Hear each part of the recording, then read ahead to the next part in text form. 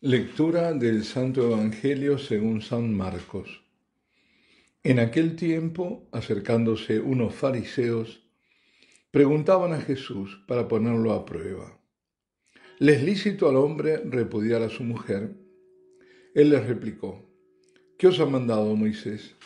Contestaron: Moisés permitió escribir el acta de divorcio y repudiarla. Jesús les dijo: Por la dureza de vuestro corazón dejó escrito Moisés este precepto. Pero al principio de la creación Dios los creó hombre y mujer. Por eso dejará el hombre a su padre y a su madre, se unirá a su mujer y serán los dos una sola carne. De modo que ya no son dos, sino una sola carne. Pues lo que Dios ha unido, que no lo separe el hombre. En casa los discípulos volvieron a preguntarle sobre lo mismo. Él les dijo: Si uno repudia a su mujer y se casa con otra, comete adulterio contra la primera. Y si ella repudia a su marido y se casa con otro, comete adulterio. Acercaban a Jesús niños para que los tocara, pero los discípulos los regañaban.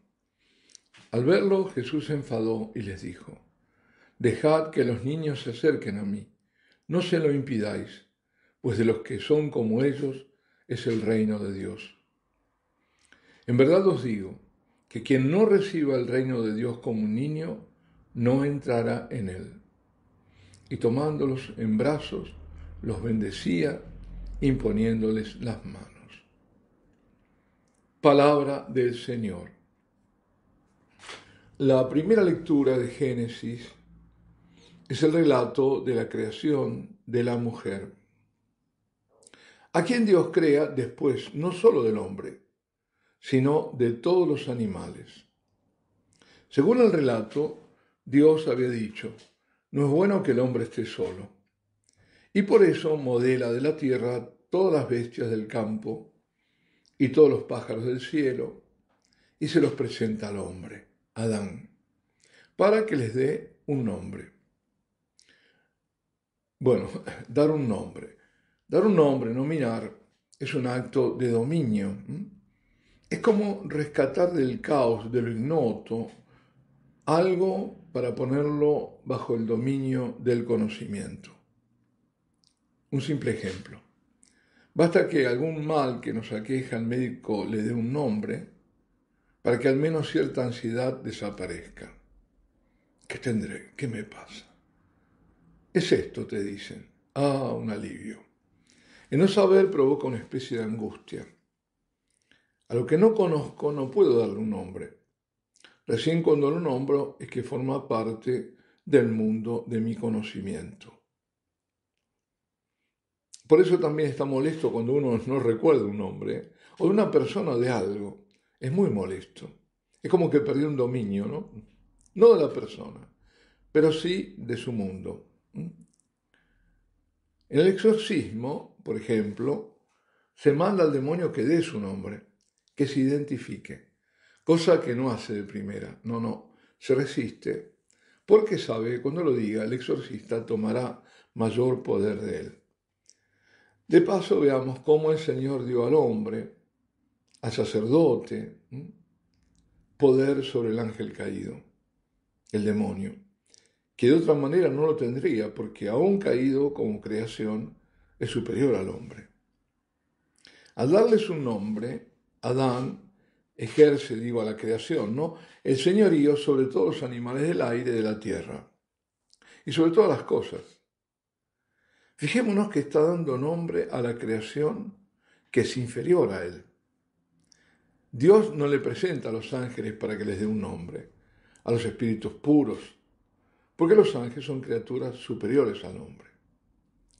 Por eso decía, creo que fue ayer, que no se puede bautizar al ángel custodio, a ningún ángel. Su nombre es un misterio vedado al hombre, a menos que el ángel se lo revele, como hizo el arcángel Rafael a Tobías.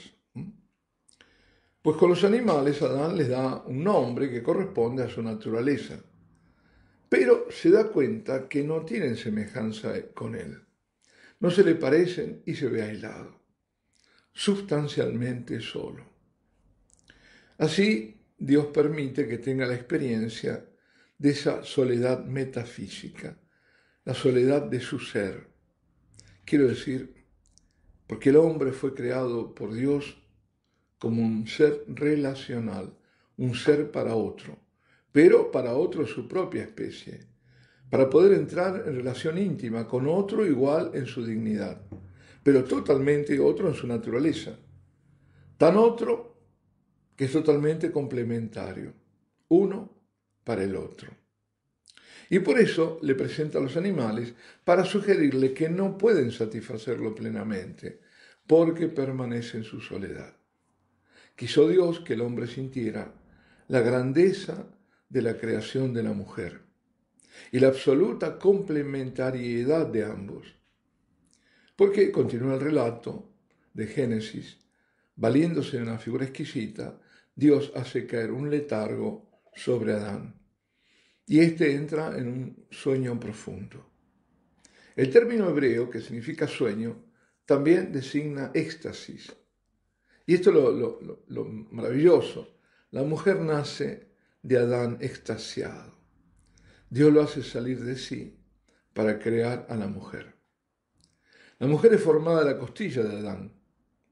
Como la voz hebrea es también costado, entonces digamos del costado del Adán dormido. Es la figura de la iglesia que nace del costado abierto de Cristo dormido en la cruz, en el letargo de la muerte de la que ha de despertar al tercer día.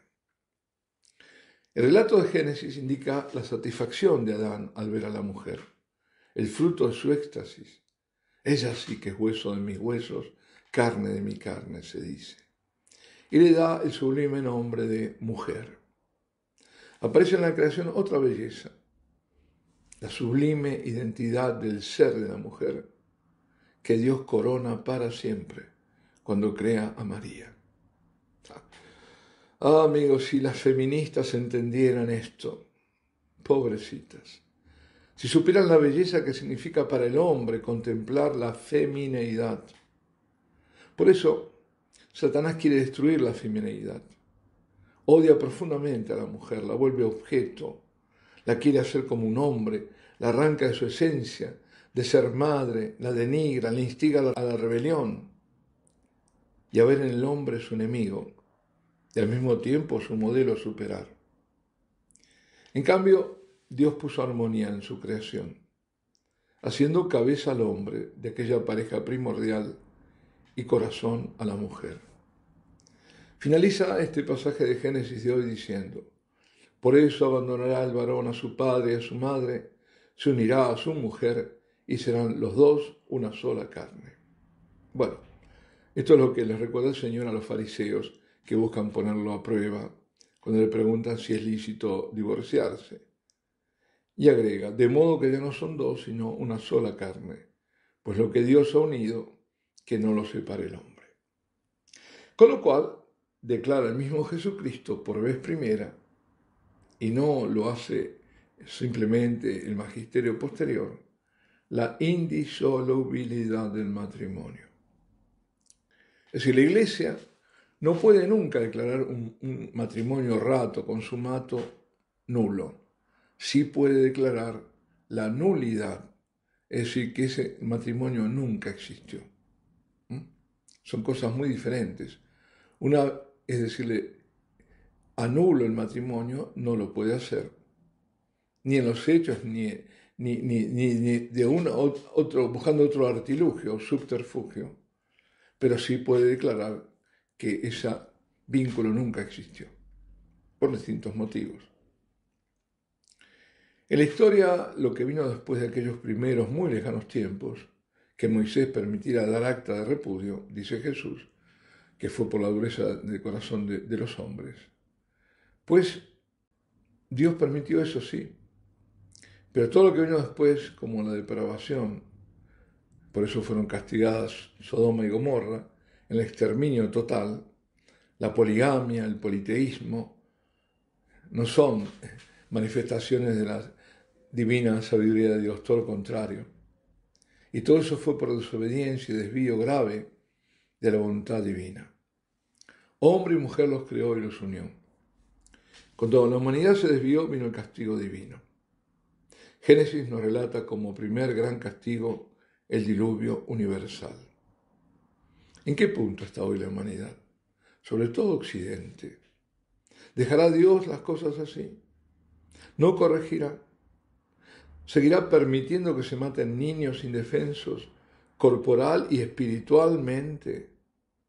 ¿Que se continúe pervirtiéndolos? Pensemos que el Señor lo enfadó que impidiesen que los niños llegasen a Él. Por favor, imaginemos cómo y cuánto el Señor estará fuertemente indignado, sumamente ofendido por lo que se hace a los niños. Y también por los ataques a las familias, porque Dios, al crear a Adán y a Eva, creó la familia. Ya han pasado 9 años, fue un 4 de octubre, día de San Francisco, en el que se daba inicio a otro sínodo. Ahora estamos en un sínodo, se daba inicio a otro sínodo, al sínodo sobre la familia, y del cual salía la exhortación posinodal Amoris Laetitia, que tanto dio que hablar. Bueno, ahora no se habla de ella. El tema que el Señor cerró definitivamente con su respuesta a los fariseos, pues, mira tú, se abrió con Amoris Laetitia, con el famoso capítulo 8 y sus notas. Y se pretendió cerrar con la interpretación de los obispos de la zona de Buenos Aires, contraria esa interpretación al magisterio anterior, y peor aún, a la palabra de nuestro Señor. Las consecuencias sobre la unidad y coherencia de la Iglesia son devastadoras. ¿Por qué? Porque han provocado confusión y división. Al final, en la práctica, quien decide es cada sacerdote qué hacer, si dar o no dar la absolución y la Eucaristía a las personas que viven en situaciones objetivas de grave pecado y no están dispuestas a dejar esa situación. En aquel domingo, porque fue un domingo, 2015, de la apertura del sínodo, las lecturas eran estas. Las que hablan del vínculo matrimonial, de su indisolubilidad. Era natural pensar que aquella coincidencia era providencial y que mucho le estaba diciendo a los padres sinodales, porque era imposible no admitir cuál era la voluntad de Dios. Jesús lo dice muy, pero muy claramente. El vínculo que une al hombre y a la mujer es superior a cualquier otro vínculo humano, incluso aquel con los padres, que los mandamientos vienen inmediatamente después del mandamiento de las relaciones con Dios. Es el cuarto. Por eso, ese vínculo de unión es íntimo y profundo en el cuerpo y en el espíritu, como para formar un solo ser. La indisolubilidad del matrimonio es dar al amor, como fue dicho, la ocasión de mostrar ser más grande y duradero.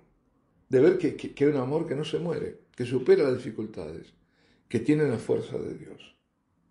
Nunca hay que olvidar que es la gracia de Dios la que hace posible que el matrimonio sea para siempre. Y en esto el misterio, un misterio de comunión. Y la pregunta suele ser, ¿pero es siempre así? ¿Es posible que en todos los casos sea para siempre? Sí, siempre que haya habido verdadera intención de unión con el fin de formar una familia, de apoyarse en la fe en Dios y por tanto en la obediencia a su ley y en la seguridad de contar con su gracia. Crisis tendrán siempre, todos, en todo el orden de la vida se tiene crisis, pero Dios permite superarlas, si no nos alejamos de Él. Ahora, de caída la fe, todo lo demás cae. Si no está Dios que sostenga la unión esponsalicia, entonces el matrimonio fracasa, no resiste las crisis que hay en toda relación humana a lo largo del tiempo. No es posible esgrimir necesidad pastoral ante los tantos casos de parejas son solo de hombre y mujer, irregulares, ni llamar a la misericordia, ni supuesta apertura del Espíritu Santo, para que los hombres quieran justificar lo que Dios de ninguna manera justifica. Esto de querer ser más buenos que Dios es una aberración herética. La misericordia es amar al pecador y decirle, porque se lo ama y debe impedirse su condenación, que si vive en pecado debe dejar de hacerlo. Dejar el pecado muchas veces es cortar de raíz con la relación. Otras, los que vivían como marido y mujer sin serlo, vivir como hermanos, sí se puede, por amor recíproco y por amor a Dios. El amor nupcial es figura de otro, el de Cristo con su iglesia. Y lo dice San Pablo en la carta a los Efesios. Y justamente citando este mismo pasaje del Evangelio de hoy. Él dice, grande es este misterio, lo digo respecto a Cristo y a la iglesia. Es el misterio de Cristo íntimamente unido a nosotros. Nosotros debemos estar unidos a Él. El Señor quiere esa intimidad, esa unión. Y eso es lo que viene de la contemplación, de la adoración. De estarse ahí con Él, de estar expuestos a Él y Él a nosotros, en su presencia eucarística.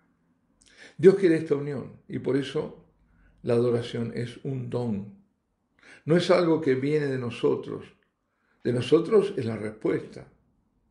Adorar viene de Dios, de su voluntad y de la atracción que ejerce en nosotros. A nosotros nos toca responder con fe y amor a este don de su presencia en la Eucaristía. Por medio de la adoración eucarística podemos entrar en intimidad con Él y profundizar esa intimidad. La adoración asidua nos permite mejor descubrir la belleza, la riqueza de esos encuentros y al mismo tiempo recibir continuamente la gracia de la paz que el Señor pronuncia sobre nosotros. Jesucristo irradia gracias desde su presencia en el altar. Cuando lo adoramos en el silencio del día o de la noche, estamos elevando himnos de silencio.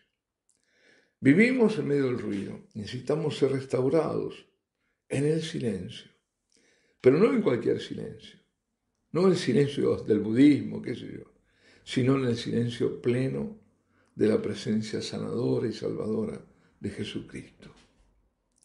De ese silencio que supera el ruido interior para volverse escucha de la palabra.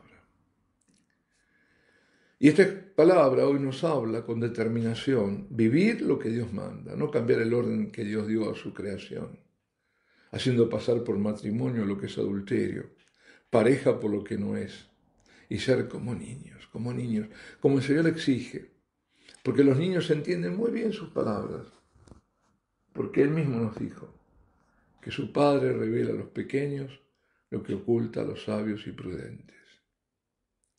Alabado sea Jesucristo, Ave María Purísima.